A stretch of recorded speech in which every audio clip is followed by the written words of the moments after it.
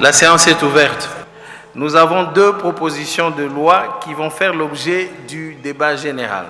L'Assemblée nationale a tenu ce vendredi une plénière particulièrement dense consacrée à l'examen de deux propositions de loi majeures. Il s'agit de la réforme de l'organisation du barreau et du système d'assistance judiciaire, l'instauration d'un service militaire obligatoire pour les jeunes âgés de 18 à 30 ans. La séance a été présidée par l'honorable Aimé Boji Songara. Présentée par les députés Boris Mboukou et Gary Sakata, la première proposition de loi vise à moderniser l'exercice de la profession avocat en RDC. L'honorable Mboukou a dénoncé la précarité croissante qui touche une grande partie du corps des avocats, plaidant pour une meilleure prise en charge par l'État. Le texte propose notamment une rémunération mensuelle pour les avocats, une protection sociale pour les retraités, les avocats en situation de handicap et les ayants droit des avocats décédés. Un renforcement du contrôle comptable au sein des structures du barreau, une valorisation du rôle des bâtonniers et une refonte de l'assistance judiciaire dont l'efficacité est jugée insuffisante faute de financement adéquat. La seconde proposition de loi initiée par l'honorable Messare Claude recommande l'instauration d'un service militaire obligatoire par province. Selon son auteur, la RDC ne peut plus, malgré un fort potentiel démographique jeune, recourir régulièrement à des forces étrangères pour assurer la défense du territoire. Le service obligatoire est présenté à la fois comme un instrument de renforcement de la défense nationale et un outil de cohésion sociale face aux tensions alimentées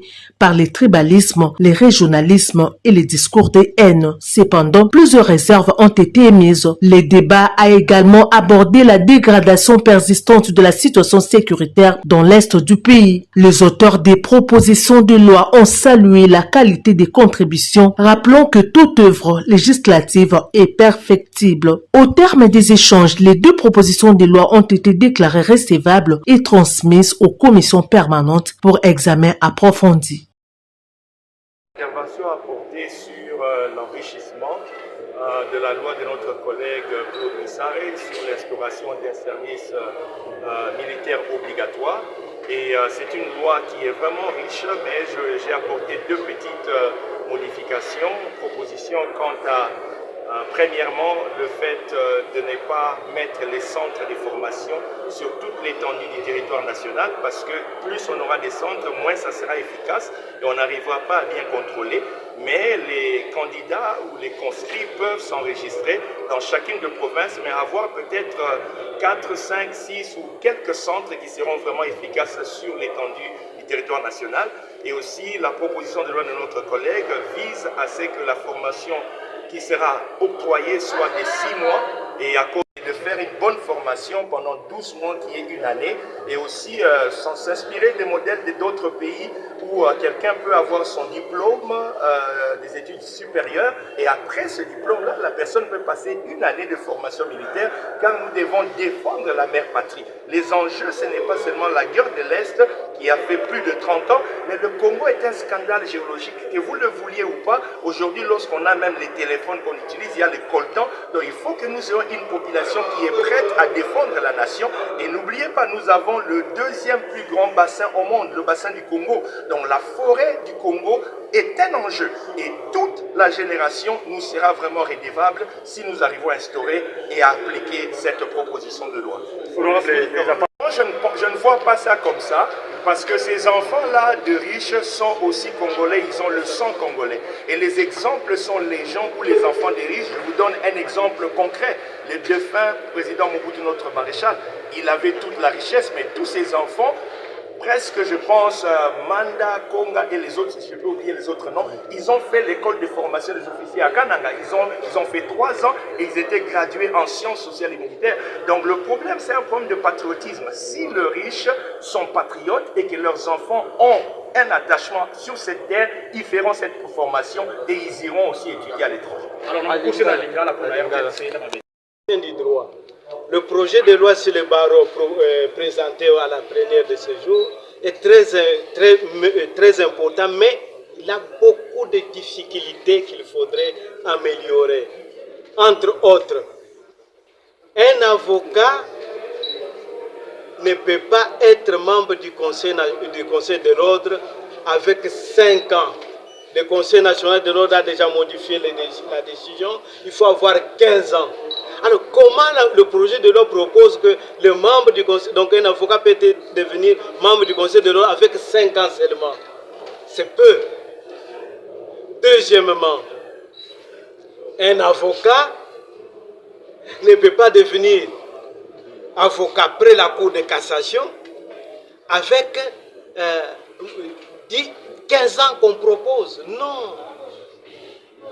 Dans la mesure où il doit prouver qu'il connaît la matière de cassation. Ici, c'est la cassation qui est visée.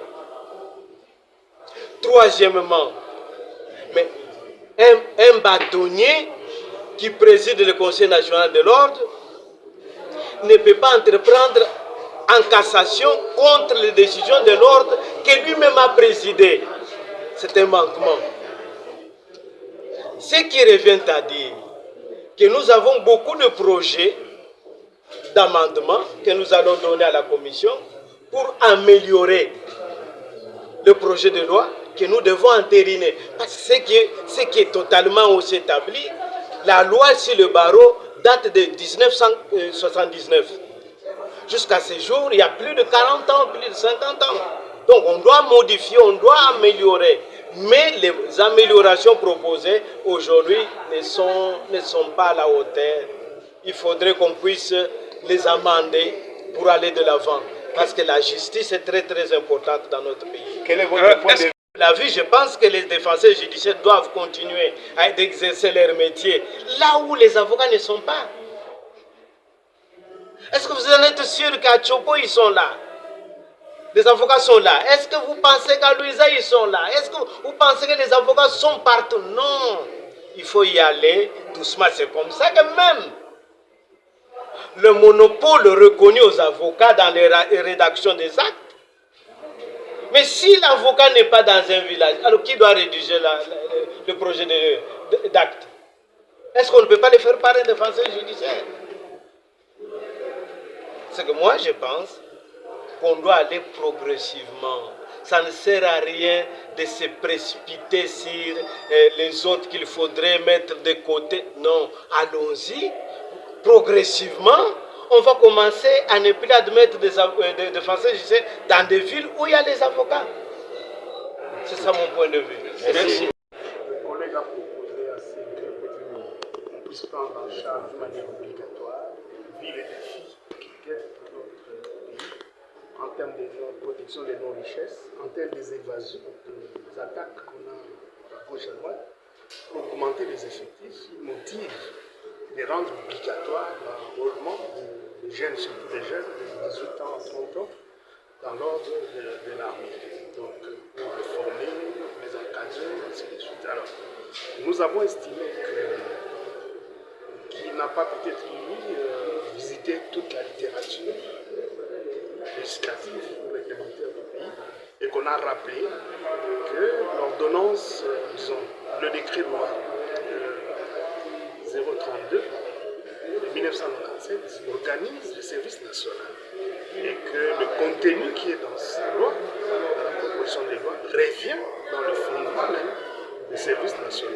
Alors je leur ai recommandé de faire une bonne lecture, de voir dans quelle mesure, soit il modifie le service national, la loi portant, le décret portant le service national, ou alors qu'il intègre un certain nombre d'éléments parce que c'est bien défini dans le service national, une question de donner encore du bench au service national pour répondre à ces besoins. C'était ça mon intervention en ce qui concerne la loi, la proposition de loi de notre ami sur l'armée, et il y avait aussi notre proposition de loi sur le barreau. Alors là, la qualité professionnelle des avocats rime à beaucoup de choses à la fois. D'abord leur caractère autonome, indépendant, fonctionnel. Et il y a aussi de l'autre côté les propositions que les collègues Gary et Boris ont proposées, qu'ils entrent dans un régime salarial. C'est un régime où vous prestez, on ne vous paye pas en titre de vos honoraires, mais vous restez comme un salarié. Alors, j'estime que ce régime-là n'est pas commode par le fait qu'eux-mêmes ils ont proposé dans l'article 51 les inconvénients incompatibilités. De toutes les incompatibilités, un avocat ne peut pas être dans une position que quelqu'un lui paye ou dicter, parce que quand quelqu'un vous paye, il a de l'autorité sur vous. Alors, je voulais bien qu'il me clarifie un peu sur cette incompatibilité pour que nous puissions voir dans quelle mesure participer à cette. Alors, dans cette même proposition de loi, il y a été question aussi. Très souvent, ils vont répondre, bien sûr, je suis pas auteur de la loi, mais mon point de vue est que chacun puisse faire son travail selon la connaissance qu'il a. Parce que défendre quelqu'un, il faut mûrir et avoir la connaissance suffisante ainsi que l'expérience. Parce que la profession d'avocat, hormis la connaissance, il y a aussi l'expérience qui compte. Parce que le nombre de procès, le nombre de dossiers que vous côtoyez, vous côtoyez dans la vie, constitue des expériences. Alors, moi je vois mal comment un défenseur peut aller à la cour d'appel par manque d'avocat. Donc, mais je pense que c'est une question d'harmoniser. Ici, nous sommes dans un domaine de loi. On définit des principes fondamentaux et généraux. Donc, je pense qu'on va y revenir dans d'autres textes pour compenser, qui forgent notre citoyenneté. Alors, si c'est par là, il faut que quelque part, qu'on apprenne officiellement, il faut que la loi encadre cette façon de faire. Et pour moi, le service national reste l'entité réelle, réaliste, qui peut faire ces choses-là. Et seulement, on peut se dire, quand tu es en 6e des humanités, après le diplôme d'État, tu dois passer d'abord par le service national. Parce que le bénéfice des services nationaux, c'est que quand tu vas là-bas, on t'apprend le civisme. Et la sélection est faite d'une manière régionale, c'est-à-dire on combine toutes les 4 langues. On vous apprend le français, un peu d'anglais, on vous apprend la géopolitique. Et ensuite, on vous apprend aussi une formation de port d'armes. Comment se défendre et comment défendre le pays. Et ça vaut la peine. En attendant, vous devez rester aussi un agent de développement parce que vous produisez dans des centres où vous êtes interné. Mais seulement, c'est une entité qui dépend directement de la présidence de la République. Ça nous gêne de fois pour contrôler, pour savoir qu'est-ce qui se passe exactement là-bas, quelle est la nature des enfants qui s'enrôlent là-bas. Des fois, on amène des koulouna, nous ne pouvons rien dire parce que c'est peut-être retirer ça de ce domaine et laisser ça à la gestion gouvernementale pour que les Congolais, son Parlement, puissent avoir de temps en temps la main là-dessus. Sur le point où j'ai senti que cette loi est en train de supprimer le corps des défenseurs judiciaires. Vous savez, le programme du chef de l'État qui nous a été soumis lors de ce quinquennat est de pouvoir créer de l'emploi. Alors pour moi, je me suis dit avec cette loi, on dirait qu'on veut mettre les défenseurs judiciaires en chômage. Il y a plus de 10 000 défenseurs judiciaires dans ce pays qui nourrissent leurs familles. Aujourd'hui, cette loi dit que les défenseurs judiciaires ne peuvent pas œuvrer partout où il y a le barreau, où il y a une section de barreau. Je me pose la question, où dans ce pays, on va trouver, dans quelle province où on trouve que le barreau n'est pas installé?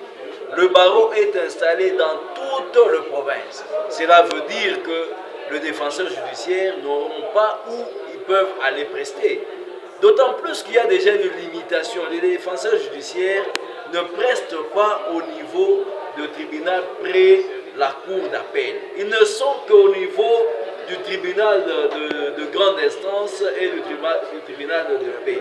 Ils ont laissé le reste aux avocats. Moi, je trouve que en quoi la présence ou la prestation de défenseurs judiciaires va gêner les avocats. Or, c'est une question des justiciables. C'est une profession libérale où chacun peut se choisir qui peut le représenter. Il peut aller chez un défenseur judiciaire, tout comme chez un avocat.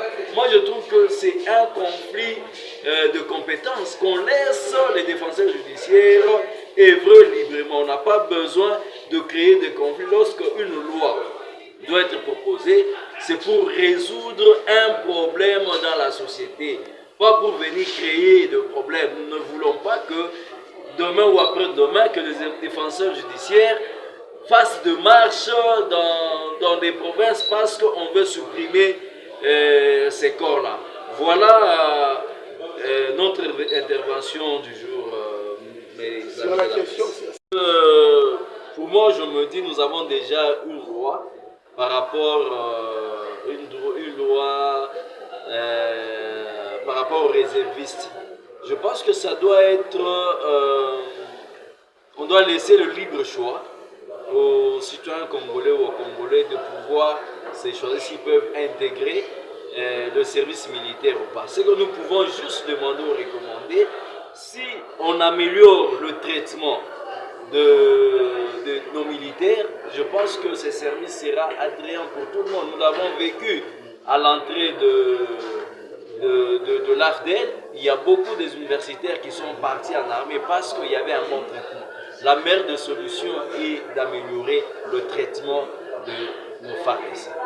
Ensemble avec le système de loi, celle de la formation obligatoire de la formation militaire, nous, en tant qu'élus, personnellement, je m'exprime en faux parce que être formé militairement, ça doit être d'abord un problème personnel, le consentement de l'individu, etc.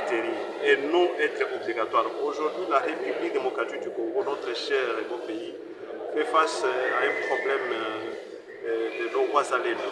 Les Wazalendo, ce sont des patriotes, comme on les appelle, mais aujourd'hui, qui n'obéissent à aucun commandement militaire formel.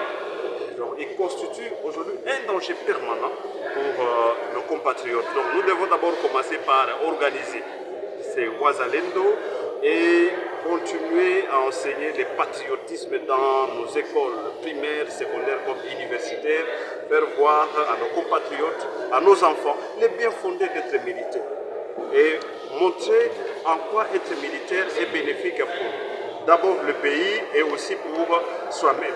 C'est ce que nous disons que nous sommes inscrits en faux. Mais deuxièmement, quant à la réforme donc, sur les barreaux, vous allez comprendre que les soucis majeurs des initiateurs de cette proposition de loi, les soucis c'est d'écarter les défenseurs judiciaires. Petit à petit, il faut donc les écarter et ne rester qu'avec les avocats.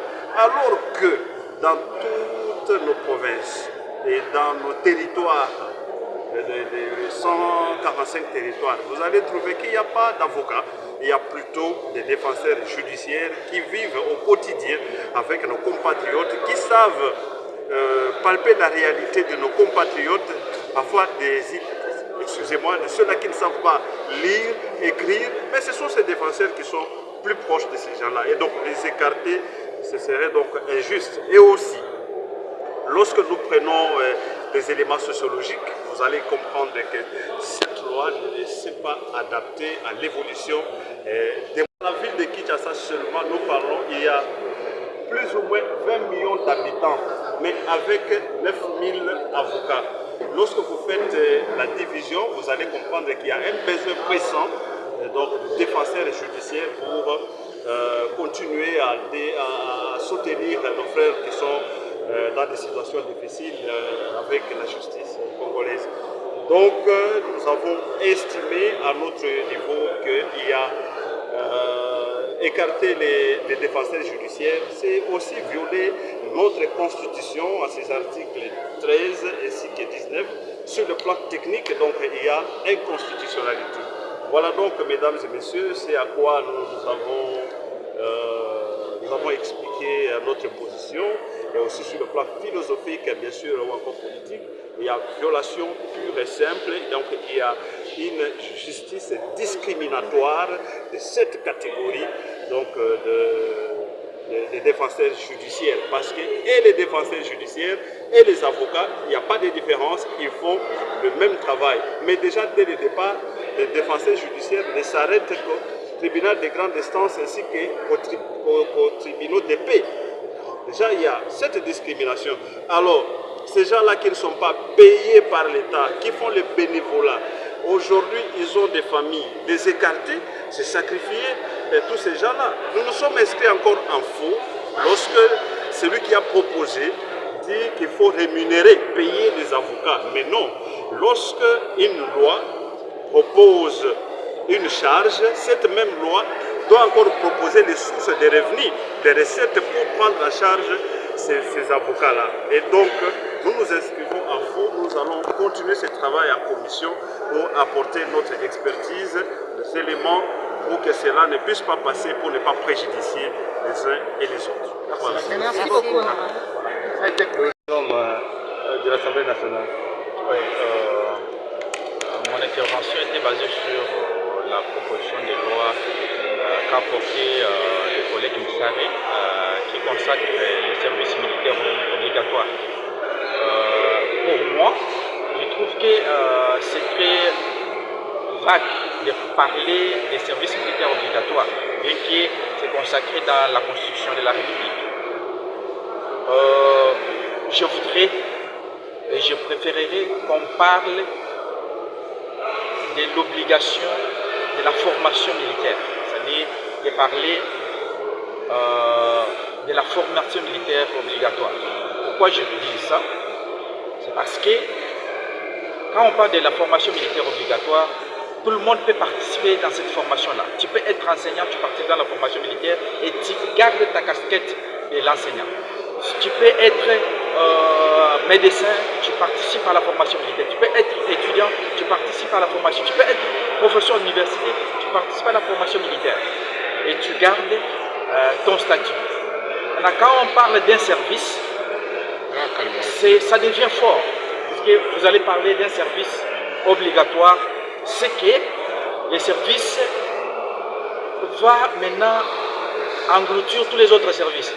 Si c'est obligatoire, c'est que les autres services ne vont pas exister.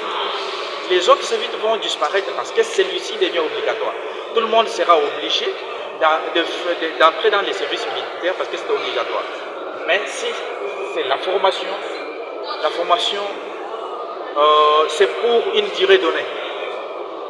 La formation peut être de 6 mois, la formation peut être d'une année, de 2 ans.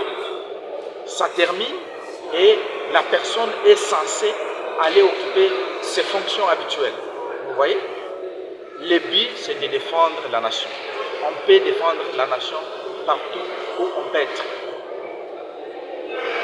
Voilà un peu l'essence de mon intervention de tout à l'heure.